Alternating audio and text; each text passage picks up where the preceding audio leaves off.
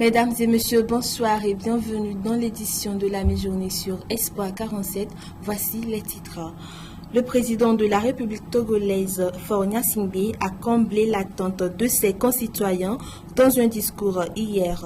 Discours dans lequel il est revenu sur les efforts du gouvernement et les mesures prises pour atténuer les conséquences et casser la chaîne de transmission du coronavirus. Toujours le coronavirus, les Italiens confinés encore 10 jours. Ainsi ont décidé les autorités de ce pays le plus endeuillé dans le monde. La situation n'est pas non plus reluisante aux États-Unis qui enregistrent 884 morts en 24 heures et plus de 200 000 cas positifs au Covid-19. Les travaux champêtres débutent avec les premières pluies, période pendant laquelle l'achat des outils agricoles est élevé. Vous suivrez dans cette édition comment se déroule la vente de ces outils et leur prix. Voilà pour les titres. Son discours était attendu par l'Assemblée des Togolais depuis le début de la crise du coronavirus. Et depuis le 1er avril, le premier des Togolais, Faure Gnassingbé, a comblé l'attente de ses concitoyens dans un discours dans lequel il est revenu sur les efforts du gouvernement dans ce combat contre le virus et les mesures prises pour atténuer ses conséquences et casser sa chaîne de transmission. Faure Gnassingbé est déterminé à vaincre à n'importe quel prix le coronavirus. Sa détermination, il l'a exprimé le 1er avril dernier lors d'un discours à la nation. Le chef de l'État dans cette allocution a rendu hommage à tous les acteurs engagés dans cette lutte, notamment le personnel soignant, dévoilant les stratégies d'accompagnement de ce corps dans son exercice. Notre stratégie est d'intensifier la surveillance et les tests en laboratoire, de sorte que les porteurs du virus puissent être rapidement identifiés et pris en charge de manière adéquate afin de rompre la chaîne de transmission. Pour démultiplier les dépistages, nous renforcerons le dispositif, d'une part avec l'acquisition de tests rapides et d'autre part avec des laboratoires mobiles à l'intérieur du pays.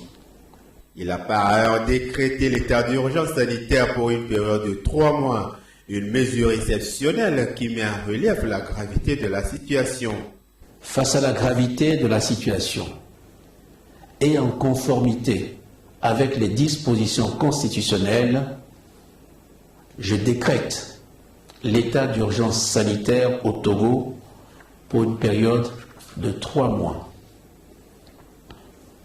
Cette disposition de notre Constitution, jamais mise en œuvre dans l'histoire récente de notre nation, est la preuve, s'il en était, de la gravité de la situation à laquelle nous sommes tous confrontés. L'état d'urgence nous permettra d'adopter des mesures exceptionnelles de riposte sanitaire et de police générale qu'imposent les circonstances actuelles. Un couvre-feu et une force spéciale de 5000 hommes permettront de bien mettre en application cette décision. Un couvre-feu sera mis en place à compter du 2 avril 2020, et ce, jusqu'à nouvel ordre, entre 19h et 6h du matin. Il est par ailleurs créé par décret une force spéciale anti-pandémie composée de 5000 hommes qui sera chargée de veiller au respect des décisions prises dans le cadre de la lutte contre le Covid-19. Il s'agira d'une force mixte composée des forces de défense et de sécurité, sur le modèle déjà bien connu de la force sécurité élection. Je sais pouvoir compter sur notre sens collectif de civisme pour appliquer l'ensemble des mesures prises qui nous permettront de remporter la bataille contre cet ennemi invisible. La lutte contre le Covid-19 aura des conséquences dramatiques sur la route de certains Togolais. Le président de la République, pour mieux accompagner cette couche dite défavorisée, a pris d'importantes mesures sociales afin de limiter les impacts négatifs des mesures décrétées. Nous allons lancer dans les tout prochains jours un programme de transfert monétaire pour aider nos concitoyens qui seront les plus affectés par la crise et les mesures annoncées. Nous allons également rendre gratuit pour 3 mois l'eau et l'électricité pour les tranches sociales, pour financer toutes ces mesures socio-économiques. J'annonce la création d'un fonds de solidarité nationale et de relance économique de 400 milliards de francs CFA. Ce fonds sera alimenté par l'apport du gouvernement, les mobilisations auprès des partenaires internationaux, secteur privé national et international et de toutes les bonnes volontés. Il faut rappeler que ces mesures prises par le président de la République seront prorogées, voire renforcées selon l'évolution de la pandémie. Rappelons que le couvre-feu commence désormais à partir de 10 heures. La situation ne s'améliore pas depuis l'annonce du premier cas positif du coronavirus. Ces dernières 24 heures ont encore connu leur lot de décomptes macabres avec un deuxième décès et 2 cas supplémentaires. Le Togo compte depuis ce 1er avril 36 cas positifs du coronavirus, soit 2 de plus que le nombre précédent, 24 cas actifs et malheureusement 2 décès. 5 jours après le décès du journaliste Dominique Alizou, s'est ajouté un autre patient testé positif. Quant aux 2 nouveaux cas, il s'agit d'un homme de 38 ans et un autre de 105 ans, tous 2 résidant à Lomé, ayant eu des contacts avec des cas positifs.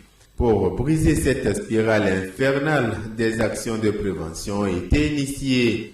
Il est notamment recommandé de se laver régulièrement la main à l'eau et au savon, d'utiliser le gel hydroalcoolique, porter des masques ou cache-nez, éviter de s'embrasser, de se serrer les mains, tousser dans le creux du coude et s'auto-isoler lorsqu'on sent des symptômes. Ceci se manifeste par une fièvre, un mal de gorge, un écoulement nasal, des fatigues et une toux. À l'apparition de ces signes, il est recommandé d'appeler le 111 pour une prise en charge intégrale. Il faut noter toutefois que 10 cas ont guéri et donc sont sortis du CHR Lomé Commune. Hors de nos frontières à présent, avec 13 155 décès, l'Italie est le pays le plus touché au monde par le Covid-19. Malgré un ralentissement de la contagion, le confinement est prolongé jusqu'au 13 avril. Les États-Unis comptent pour leur part 215 417 cas contaminés à ce virus avec 5 116 morts. De nouveaux malades transportés d'urgence à l'hôpital. Si la pandémie perdure en Italie, elle semble ralentir lentement. 727 morts du Covid-19 dans les dernières 24 heures, c'est 110 de moins que le jour précédent. Mais le taux de personnes contaminées, lui, reste constant. Pour les autorités, l'erreur serait de crier victoire trop tôt. L'Italie compte près de 13 000 morts du Covid-19, mais ce chiffre pourrait être 2 fois plus élevé, car aucune donnée n'existe concernant les décès de personnes âgées chez elles ou en maison de retraite. Le confinement mis en place le 9 mars a été prolongé au minimum jusqu'au 13 avril. Les terrains de jeu emblématiques de la ville de New York fermés jusqu'à nouvel ordre. Beaucoup d'habitants, notamment les jeunes, ne respectaient pas les mesures de confinement alors que la ville dénombre le plus de morts aux États-Unis. En conséquence, le gouverneur de l'État a décidé de durcir les règles.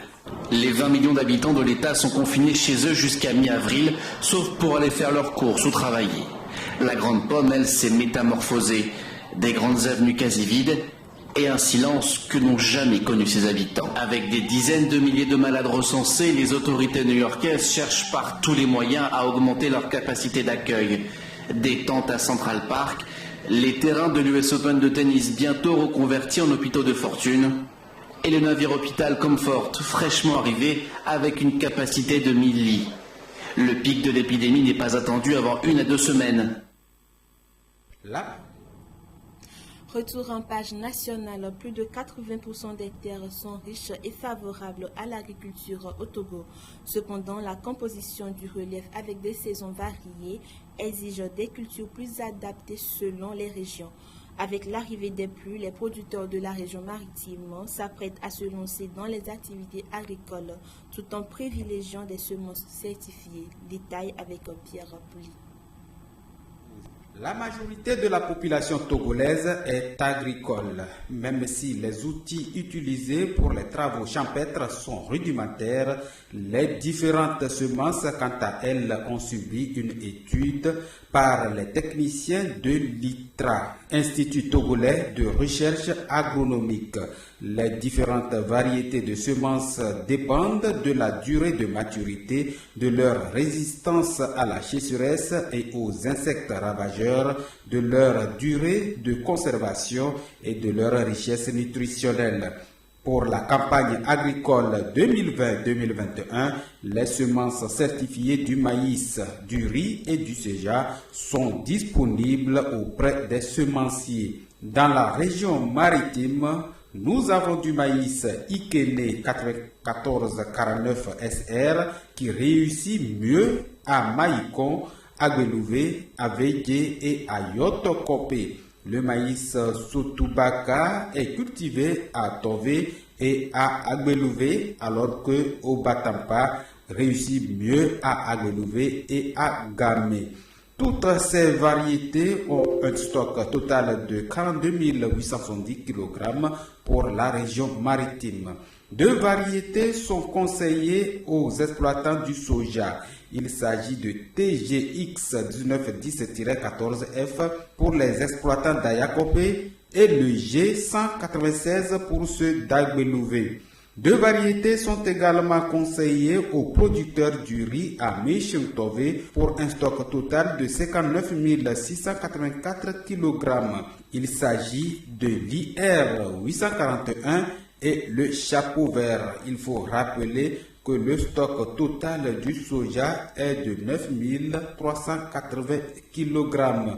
Le total des stocks de semences certifiées de ces céréales est donc de 111 934 kg pour la région maritime dans le cadre de la campagne agricole 2020-2021.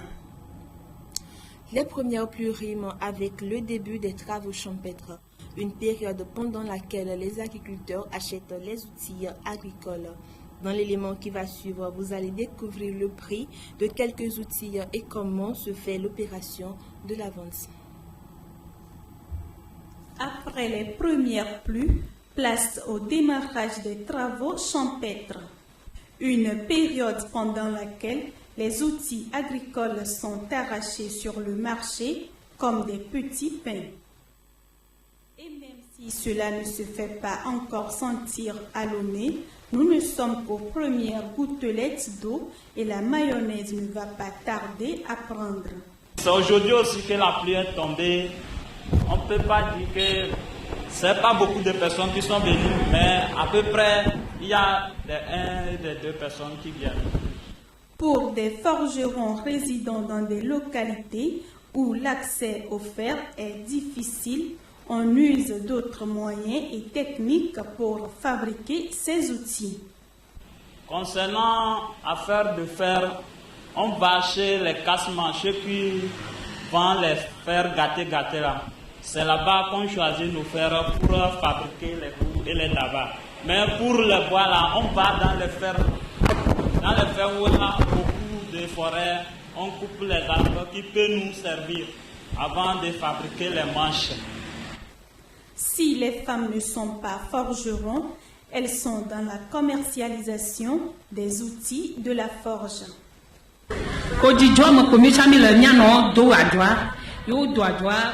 Nous sommes spécialisés dans la vente de roues. Nous l'avons hérité de nos mamans devenues vieilles. Nous faisons les provisions pour revendre en période de sarclage. En ce moment, il y a pénurie de fer. Ce matériel est devenu coûteux. Après la période de sarclage, le prix de nos produits chute. Ce qu'on achetait à 1000 francs revient à 800. En ce moment, Nous achetons pour faire du stockage. 2 mois après les fêtes de fin d'année, nous les mettons sur le marché.